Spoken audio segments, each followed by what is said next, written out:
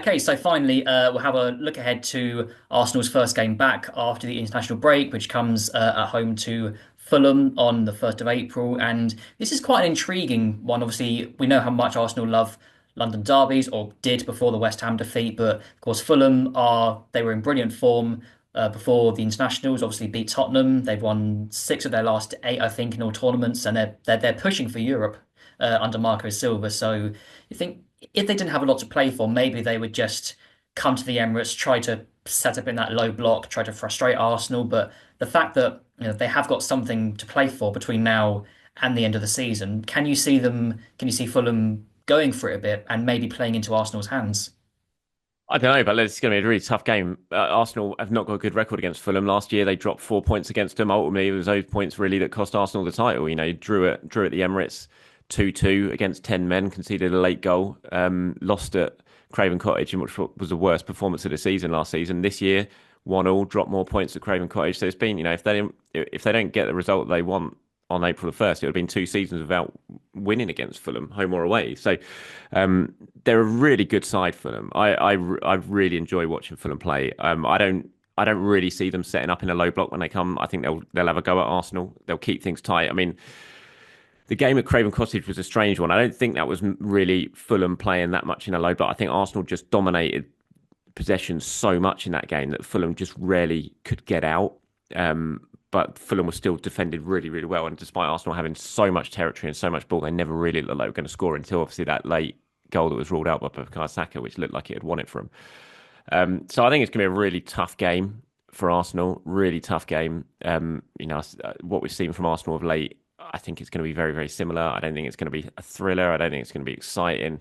I don't think there's going to be loads of goals. It's just a case of trying to find a way to win for them.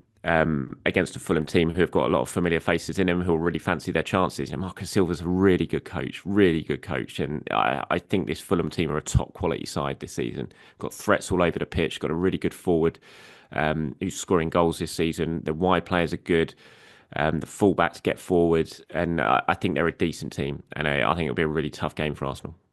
Certainly so. And it's the start of a really tough run as well. There's, I think, seven games in April alone for Arsenal. Of course, Everton 4 days later, Real Madrid soon after that. And, I think arguably Arsenal do have a much better chance of winning the Champions League now than the Premier League.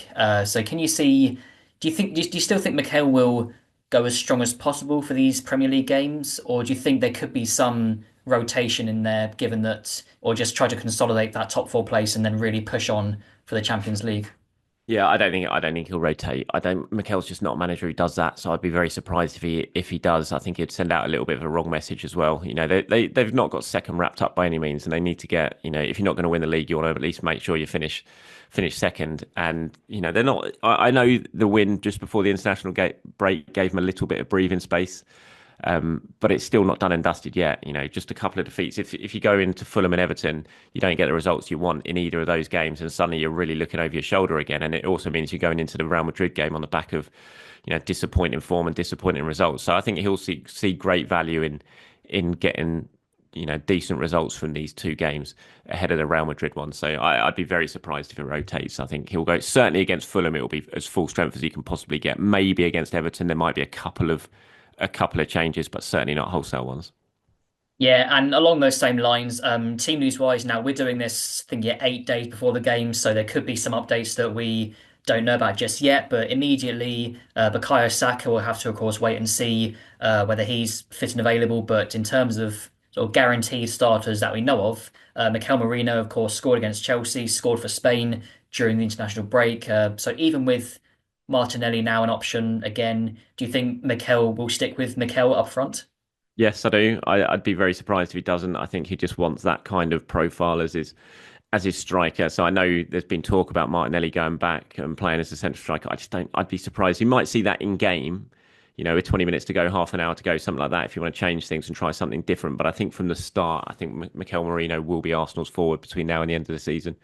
Like you said, he scored against Spain, which is good for him. Scored in the penalty shootout last night for them as well. So he'll be coming back in confident mood, given he got the winner, of course, against Chelsea before the international break as well. So no, I think it will stay like that. Obviously, all eyes are going to be on Bukayo Saka and what happens with him between now and Real Madrid. Could we see him on the bench against Fulham. We've not seen any, Arsenal aren't giving anything away. We've not seen any training pictures or anything like that yet. There's no real word that's filtered out about whether he's back. The plan was for him to really step things up over this international break, and when everyone returns this week, maybe he could join in with them ahead of the Fulham match.